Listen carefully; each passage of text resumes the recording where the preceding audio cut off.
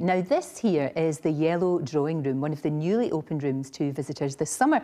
And with me is Nicola, who works here at the Palace. It's lovely to see you. And this is just incredible. I don't quite know where to look. Tell me, though, about this part of the building.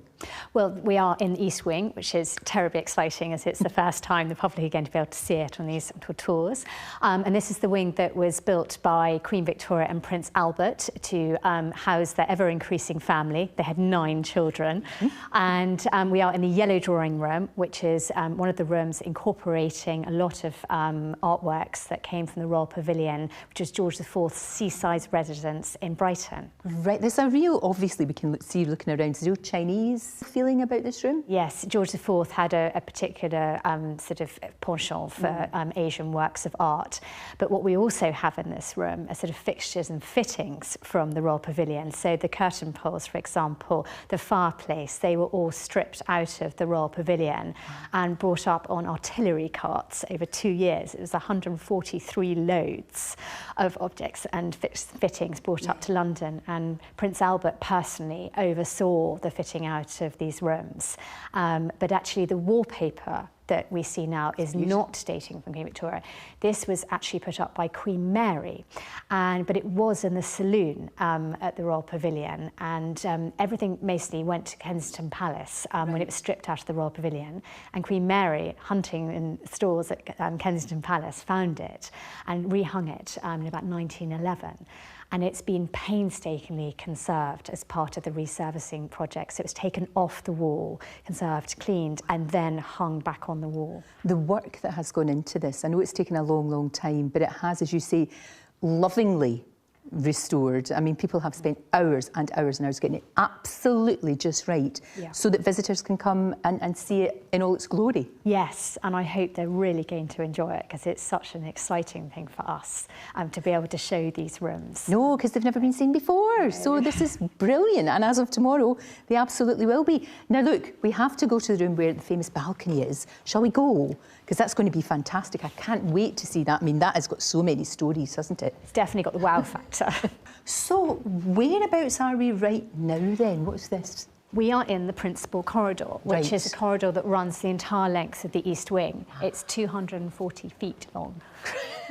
No wonder you all wear flat shoes, I'll tell you.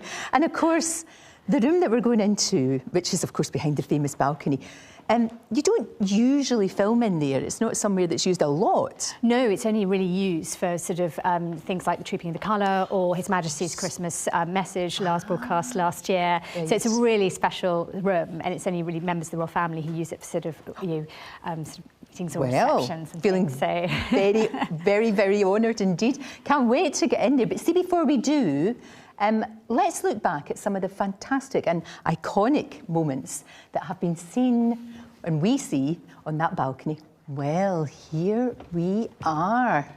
The room behind that famous balcony. This is extraordinary. Those are the doors there that open up onto the mall.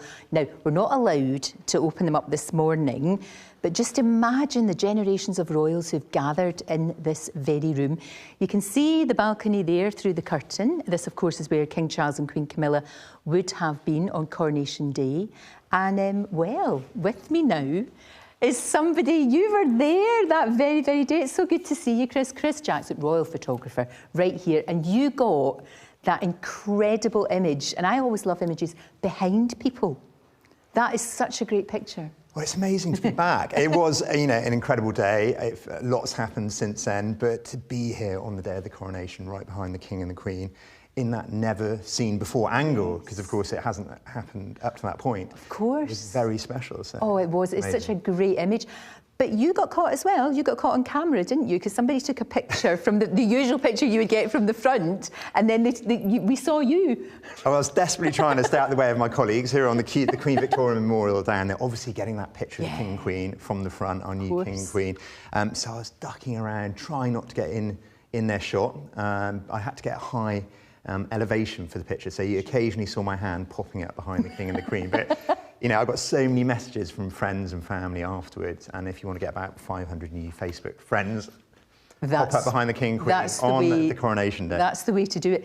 You did some great pictures that day. I love the ones that are not so much planned. There was a beautiful moment between the King and his sister, Princess Anne, that was just, I don't know, it just, a picture says 1,000 words, doesn't it? But that was gorgeous. Yeah, I photographed them a huge amount over the years, and they seem to have a very warm relationship. So it was lovely to see them both together on that day. And it is, you know, it's strange being back here because, of course, on the day of the coronation, renovations were taking place. So to see the King and the Queen coming down the principal corridor in their robes amongst what is essentially a work in progress, a building site. It was an incredible kind of juxtaposition.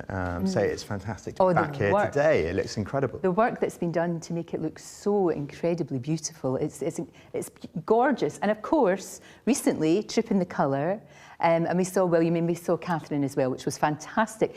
Again, beautiful images. This balcony, what, if it could speak, what stories it would tell. Wow, it's amazing. And for a royal photographer, it's an absolutely integral part of what I do year on year. You know, the Trooping of the Colour, it's just one kind of touch point of the year where you see the family on the balcony. And like you say, it was an incredible boost to the nation, I think, to see Catherine on the balcony. Absolutely. With everything that's happened. So she looked so beautiful, and everybody was just delighted to see her and to see the kids as well. That's always really good. You've taken some wonderful pictures over the years. Do you have particular favourites at all? It's hard, I know, it's difficult. Always difficult, but I've got a few. Certainly I photographed King Charles a lot over the years, and he's fantastic to photograph. There's one particular photo which stands out of the King when he became a ranger of Windsor Great Park, a job he took on from his father, the Duke of Edinburgh, who held that role, and he's under this ancient oak tree. And I remember that. The light's kind of coming through the tree. That was you. That was a cracker. I liked that one. That's kind. It was a lovely moment though, because I think, you know, the King's so happy in nature. We're all, you know, aware of his environmental passions, and to see him under the tree in that kind of environment was just really special. One of your photos that I really loved was of the late Queen, and you got her in a little bit of an unguarded moment. It was beautiful. Yeah, it was always, I mean, an incredible privilege to photograph Queen Elizabeth, and I think some of my favourite photos have often come from those day-to-day engagements when you're least expecting it, when the kind of light falls in the right way, or you get a lovely expression. And that particular shot was from an engagement in Stevenage, and there was a light dropping from a window above, and it was just a lovely moment where she looked up. There were some nurses on a balcony above her.